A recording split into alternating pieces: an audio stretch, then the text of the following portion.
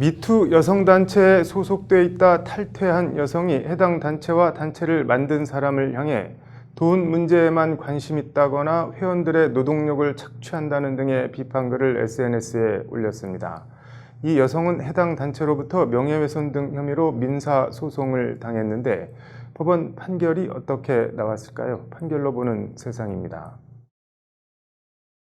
남정숙 전 성균관대 교수는 지난 2018년 2월 동료 교수로부터 성추행당한 사실을 폭로하고 같은 해 3월 성폭력 피해자들을 중심으로 전국 미투 생존자 연대라는 단체를 발족시켰습니다. 2018년 2월과 3월이면 서지현 검사의 안태근 검사장 성추행 폭로로 한국 사회에서 노도처럼 나도 당했다 미투 물결이 몰아칠 때입니다. 직장 내 성희롱 피해자였던 A씨도 미투연대에 회원으로 가입해 활동하다 같은 해 7월 탈퇴를 했다고 합니다. 탈퇴한 A씨는 자신의 SNS에 남정숙 전 교수를 비판하는 글을 올렸습니다. 정부 예산 지원을 받거나 회비를 걷는 등 재정 확대에만 관심이 있다거나 회원들의 노동력을 착취하며 조직의 인지도 높이는 데만 힘쓴다는 등의 내용입니다. 한마디로 제사보다는 제밥에만 관심 있다는 취지의 비판입니다. 발끈한 남정숙 전 교수는 A씨를 형법상 모욕과 정보통신망법상 명예훼손 혐의로 고소했지만 A씨는 불기소 처분을 받았습니다.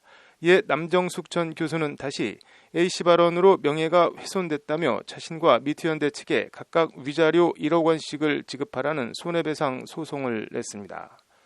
서울중앙지법 민사합의 46부 이광영 부장판사는 하지만 남정숙 전 교수의 손해배상 주장을 받아들이지 않고 원고 패소로 판결했습니다.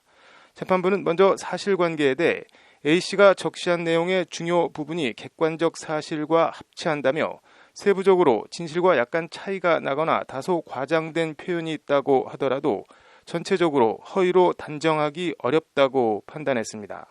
재판부는 이에 미투운동 내지 피해자들의 연대 활동이 공적 관심사에 해당하고 A씨가 미투연대 회계 정보 공개 등 논리적인 답변을 구하는 과정에서 글 작성이 이루어졌다는 점을 고려할 때 공공의 이익을 위한 행위로서 위법성이 조각된다고 볼 수 있다고 판시했습니다. 주장 자체를 허위로 볼 수 없고 공익적 취지에서 문제 제기를 한 것이니만큼 명예훼손으로 처벌할 수 없고 손해배상 책임도 없다는 취지의 판결입니다. 재판부는 아울러 미투연대에 1억 원을 배상하라는 부분에 대해서는 미투연대가 사단체를 갖추지 못해 당사자 능력이 없다며 각하했습니다. 각하는 소송이나 청구가 요건을 갖추지 못한 경우 본안 심리 없이 재판을 그냥 끝내는 것을 말합니다. 네, 제사를 지내다 보면 제밥이 나오겠지만 제밥을 만들어내기 위해 제사를 지낸다면 그건 주객이 전도돼도 한참 뒤집어진 일일 것입니다. 꼭 이 사건 단체나 관계자를 지칭해서 하는 말은 아니고 뭐든 옥석이 잘 가려졌으면 좋겠습니다. 판결로 보는 세상입니다.